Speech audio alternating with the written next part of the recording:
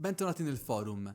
Things from the Flood era il secondo classificato nel sondaggio che vi abbiamo proposto sui nostri profili social da recensire oggi, dunque eccoci quindi qui a parlare di questo vero e proprio sequel di Tales from the Loop. Inizio subito con una missione di colpa, per così dire. Io non avevo più seguito nulla degli sviluppi del titolo Tales from the Loop, quindi quando allo scorso Roleplay Gathering di Firenze mi ritrovai davanti questo titolo, rimasi abbastanza spiazzato e mi ripromisi di procurarmene una copia il prima possibile, cosa che ho fatto, ma anche in questo caso in PDF, quindi scusate se non ve la posso mostrare, accontentatevi delle immagini che vi metto qui a tutto schermo. Il titolo è sempre edito dalla Free League o Freeligan per i più puristi, in copertina rigida e sempre basato sul mondo fantascientifico e ucronico immaginato da Simon Stalehag. E come tutti i titoli della Free League sfrutta anch'esso lo Year Zero Engine come sistema di gioco, ma a differenza del suo predecessore in salsa Stranger Things,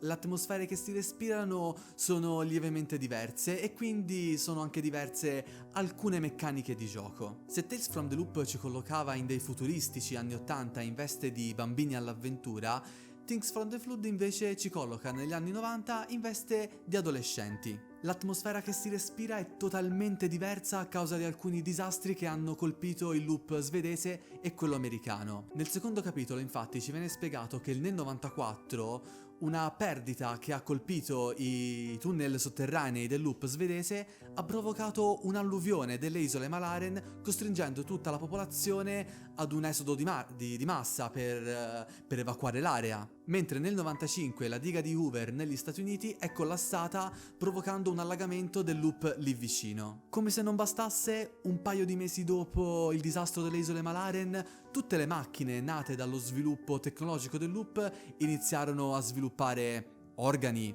tentacoli, arti, forme basilari di intelligenza, fenomeno che venne ribattezzato come il Cancer Machine. Addirittura in Russia alcuni robot, i quali avevano ormai sviluppato un'intelligenza artificiale abbastanza evoluta, hanno tentato di creare una nazione indipendente a parte per loro, cosa che ovviamente ha suscitato una forte reazione da parte del governo russo nei loro confronti. Ciliegina sulla torta che completa questo fantastico quadro, se prima l'effetto magnetrino era più potente qui da noi nell'emisfero boreale, nel 98, senza alcun motivo che gli scienziati siano riusciti a spiegarsi, i due poli si sono invertiti e l'effetto è diventato molto più potente nell'emisfero australe, rendendo quindi tutte le macchine nate dal loop, tutte le navi cargo che fluttuavano grazie all'effetto magnetrino completamente inutili, portando alla bancarotta tutte quelle aziende che sviluppavano le suddette macchine. Il clima che ormai si respira è totalmente opposto rispetto a quell'ottimismo verso il progresso scientifico che il loop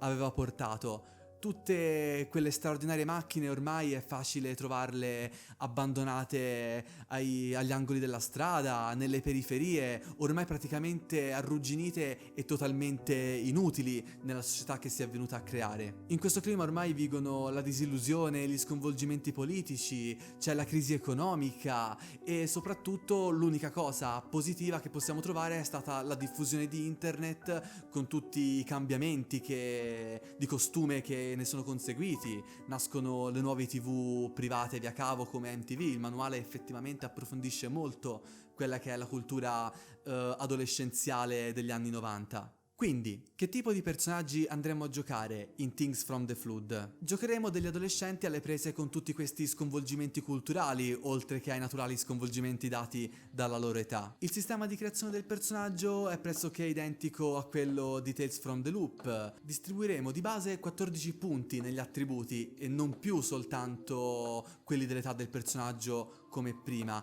più 10 punti nelle abilità. Dal momento che dobbiamo giocare ad adolescenti, l'età del personaggio stavolta è stata aumentata da un minimo di 14 a un massimo di 19 anni. Avrete ancora il vostro oggetto iconico, un problema che vi accompagna nella vita di tutti i giorni, una ragione che vi spinge ad agire, in inglese la drive, e l'ancora, la figura adulta di riferimento. Anche qui dovrete comunque stabilire le relazioni interne al gruppo. Non avrete più il nascondiglio segreto, perché chiaramente non siete più bambini, né la pride, ovvero quell'elemento che vi rendeva speciali all'interno del vostro gruppo. Avrete invece una vergogna, un elemento che vi metterà a disagio, che vi farà sentire un po' insicuri, che il Game Master potrà usare un po' per mettervi i bastoni tra le ruote e potrebbe essere inoltre legato al problema che vi accompagna nella vita di tutti i giorni.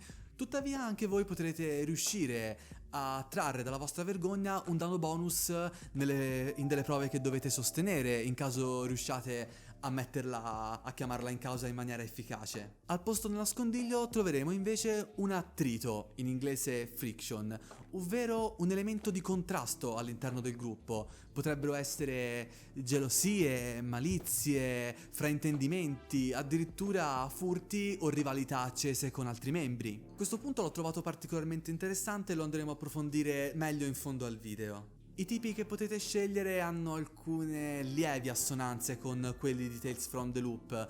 Per esempio, qui il computer geek potrebbe essere l'hacker, ma le similitudini credo che in realtà finiscano qui, perché qui i tipi che giocheremo sono più legati agli stereotipi adolescenziali, quindi potremo trovare il lupo solitario, il festaiolo, il rocchettaro, eccetera, ma ve li lascio scoprire nel manuale. Il sistema, trattandosi di un'espansione di Tales from the Loop, è pressoché lo stesso. Durante il mistero in corso si dichiareranno le nostre intenzioni e si tireranno tanti D6 quanto il valore dell'attributo e dell'abilità chiamati in causa, dove ogni 6 naturale costituirà un successo. Se i successi non fossero sufficienti, il master potrebbe imporvi una delle condizioni che vi toglierà di volta in volta un D6 fino a fallire tutte le prove che vorrete tentare nel momento in cui raggiungeste la condizione broken, credo che in italiano tradurranno come spezzato, ma ancora non lo so. Ma la vera differenza è che qui in Things from the Flood i vostri personaggi potranno morire.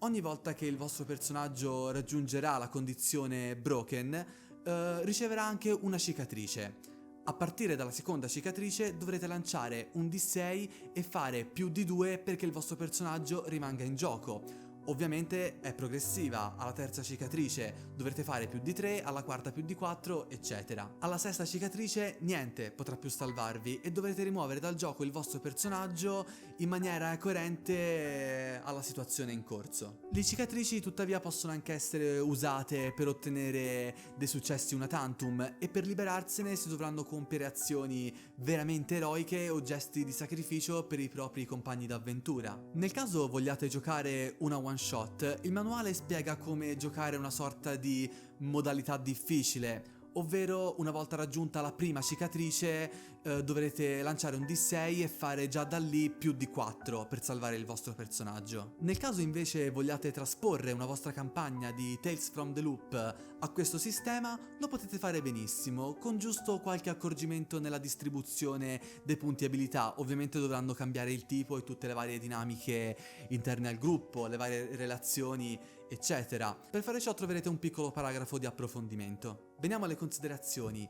Questo titolo mi ha veramente intrigato sotto molti aspetti, specialmente per la parte relativa al roleplay. Se in Tales from the Loop potevamo avere sì dei contrasti con i nostri compagni d'avventura, questi comunque erano facilmente risolvibili. D'altra parte i problemi dei bambini non sono come quelli degli adulti. Qui invece si è spinti a interpretare il conflitto che nella vita di un teenager è onnipresente. Conflitto con i genitori, con i tempi che cambiano troppo rapidamente, con la scuola, con i propri amici, i primi amori e l'onnipresente tempesta ormonale. Il gioco eredita e a mio avviso migliora quella spinta all'interpretazione già presente in Tales from the Loop tramite la meccanica dell'attrito e della vergogna per i motivi che vi ho già spiegato nella parte del sistema. Quindi che dire, da questo punto di vista promosso a pieni voti. Sulla meccanica della morte del PG tuttavia trovo che funzioni molto meglio nella modalità per le one shot, dal momento che trovo già abbastanza difficile arrivare alla condizione broken se non accumulando tanti fallimenti uno dietro l'altro, cosa che io ricordo giocando a Tales from the Loop non mi sembrava avvenire così frequentemente, a meno che il master non alzasse molto l'asticella della difficoltà, ma anche questo in realtà dipenderà un po' da gruppo a gruppo di gioco. Con questo è tutto. Things from the Flood è un titolo che mi è veramente piaciuto e vi consiglio, se non l'avete vista, di guardarvi la serie su Amazon di Tales from the Loop, che non lasciatevi ingannare dalla distinzione che viene fatta tra i due giochi di ruolo, perché in realtà troverete suggestioni da entrambi i titoli. In realtà la divisione credo che riguardi soltanto i giochi di ruolo, non tanto il mondo fantascientifico immaginato dall'artista svedese Simon Stalenhag. Vi invito ovviamente a provare entrambi i titoli nel caso vi siano interessati, di farli conoscere ai vostri amici, anche solo per le meccaniche di roleplay che ho trovato davvero molto interessanti ed efficaci a mio gusto personale. Per il resto, se il video vi è piaciuto, io come al solito vi invito a lasciare un mi piace, a commentare con la vostra opinione se già avete provato questi due titoli, di iscrivervi al nostro canale e di attivare le notifiche, di mettere un mi piace alla nostra pagina Facebook e di seguirci su Instagram, e nel caso vogliate fare qualche chiacchiera con noi più in tempo reale, di unirvi al nostro gruppo Telegram. Daniele, dal forum Sententiam, chiudo.